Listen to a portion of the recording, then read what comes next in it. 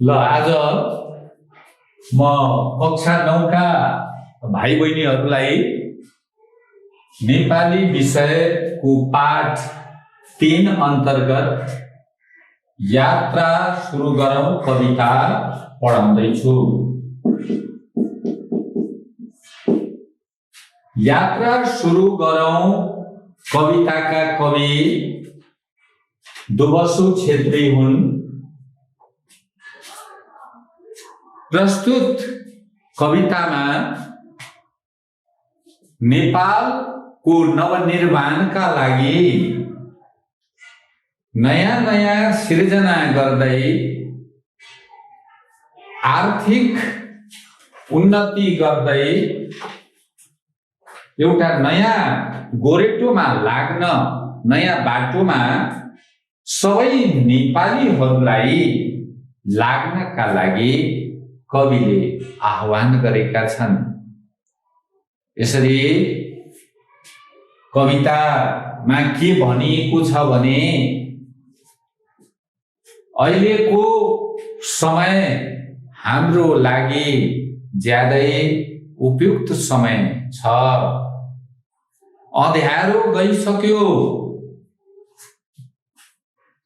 अहिले उज्यालो भएको छ। बसन्त फुलेको छ, जतातताको वातावरण पनि सहज बनेको छ भनेर कविले के भन्दैछन् भने हामीले नवनिर्माणका लागि जुन यात्रा सुरु गरेका थियौं त्यो तत्कालीन समयको वस्तुस्थितिले गर्दा त्यो यात्रा बाटैमा रोकिएको थियो र त्यसका लागि धेरै अप्ठ्याराहरू पार गर्नु पर्यो, धेरै विघ्न बाधाहरूलाई छिचोल्नु पर्यो र केही समयका लागि नवनिर्माणका, देशको उन्नति र विकासका लागि सुरु गरिएको यात्रा रोकिएको थियो। किनभने त्यति बेलाको परिस्थिति सुगम र सजिलो थिएन। अब यहाँ खास गरी के भन्न खोजिएको छ भने यो भन्दा पहिलेको कालखण्डलाई हेर्दा हाम्रो देश नेपालमा 104 वर्षसम्म राणाहरूले राज्य गरे, राणा शासन थियो। त्यो समय चाहिँ जनताका लागि उपयुक्त थिएन। राणाहरू आफ्नै इच्छा अनुसार, आफ्नै स्वार्थ अनुसार काम गर्थे। त्यतिखेर जनताले पाउने हक अधिकार केही थिएन।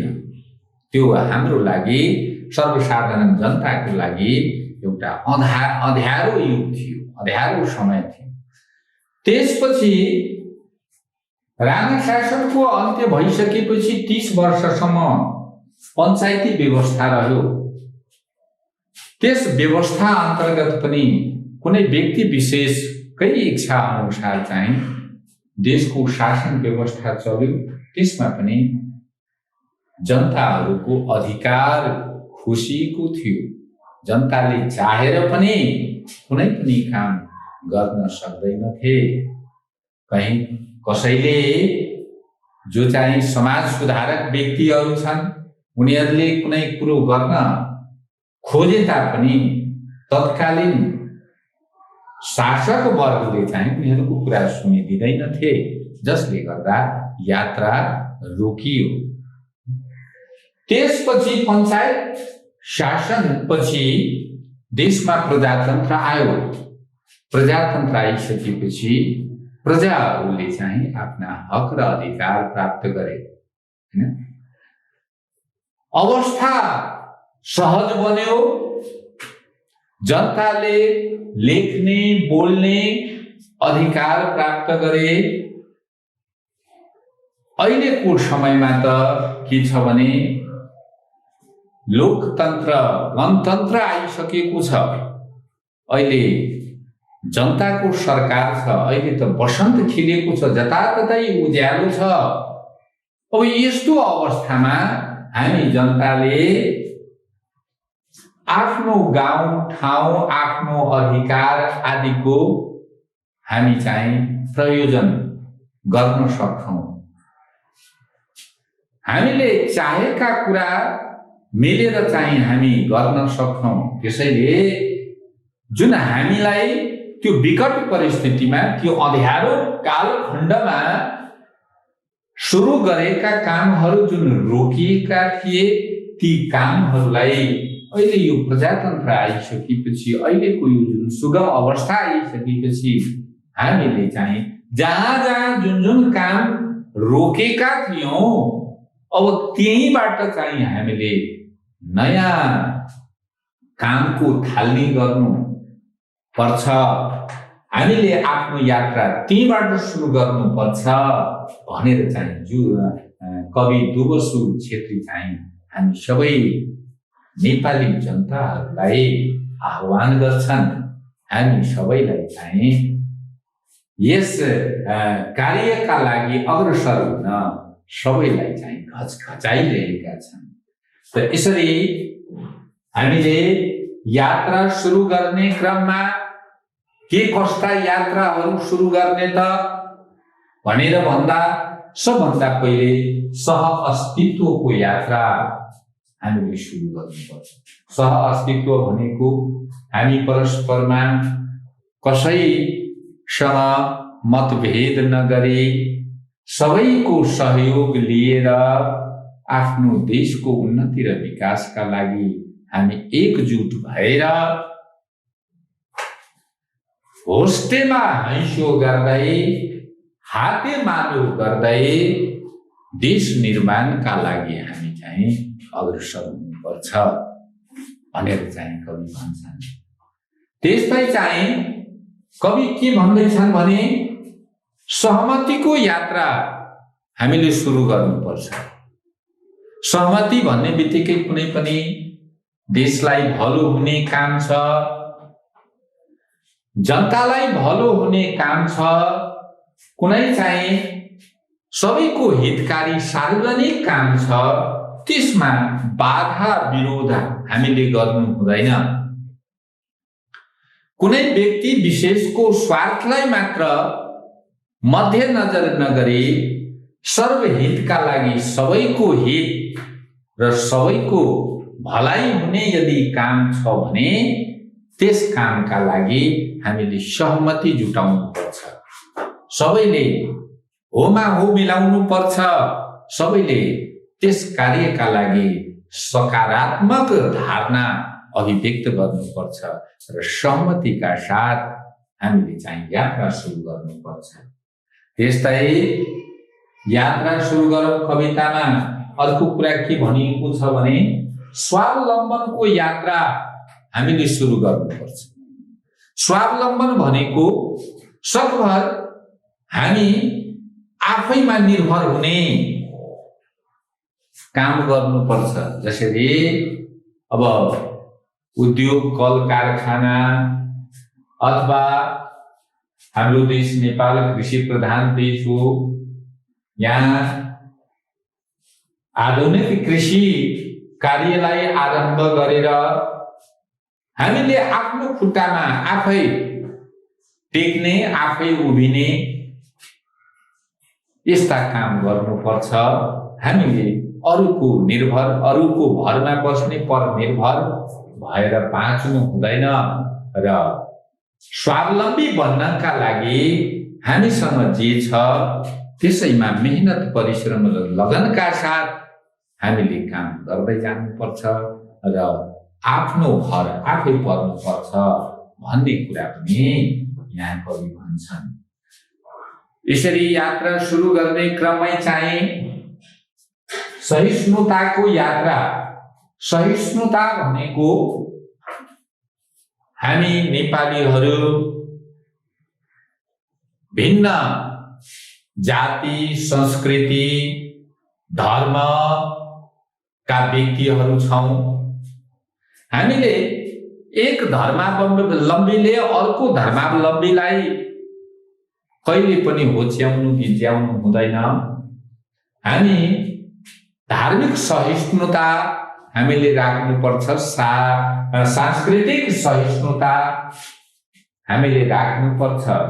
र यसरी जुनसुकै धर्म, जुनसुकै जाति, जुनसुकै वर्ण भए तापनि एक अरूलाई होच्याउने गिज्याउने हेप्ने जस्ता काम नगरी हामी सबै एक हुनुपर्छ।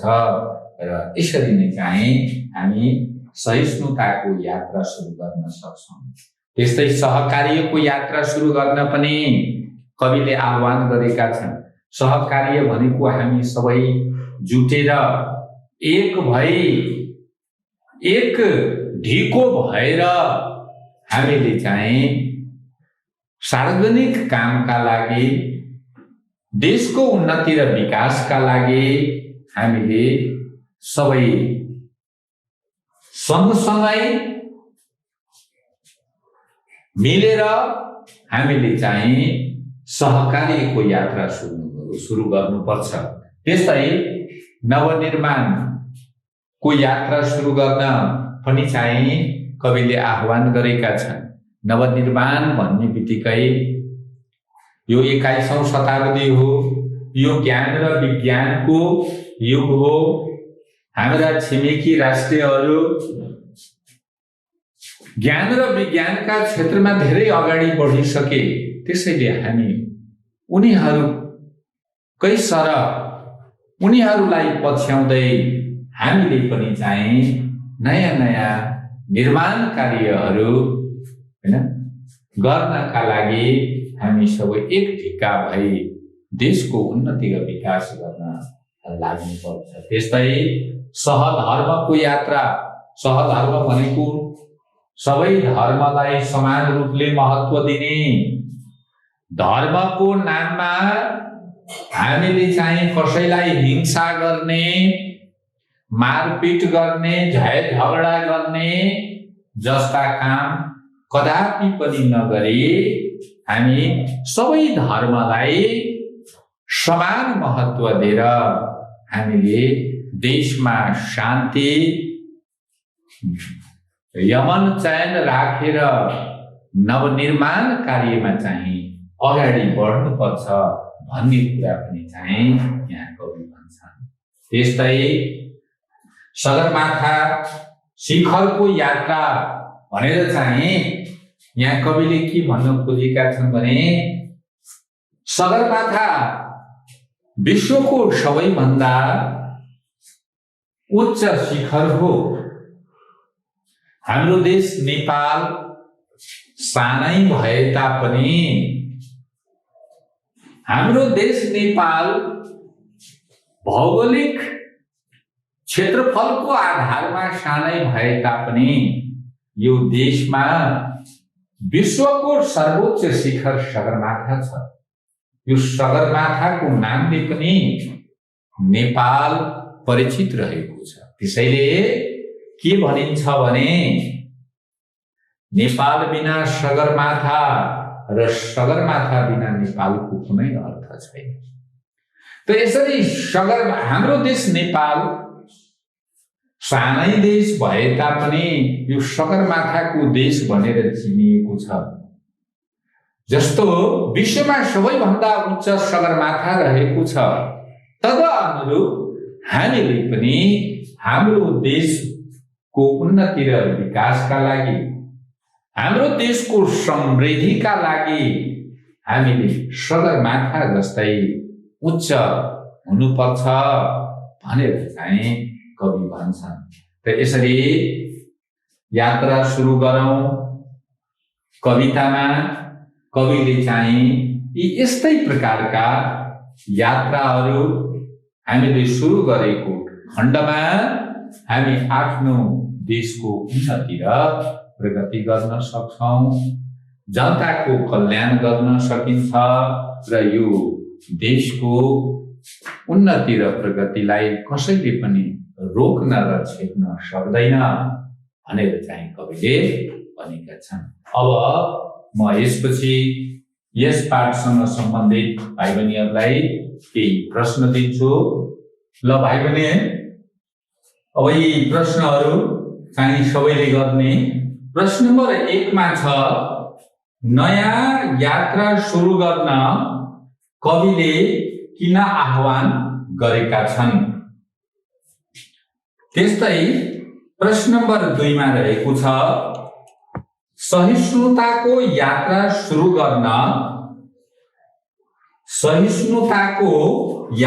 सुरु गर्न ध्यान दिनुपर्ने पक्ष के हुन्?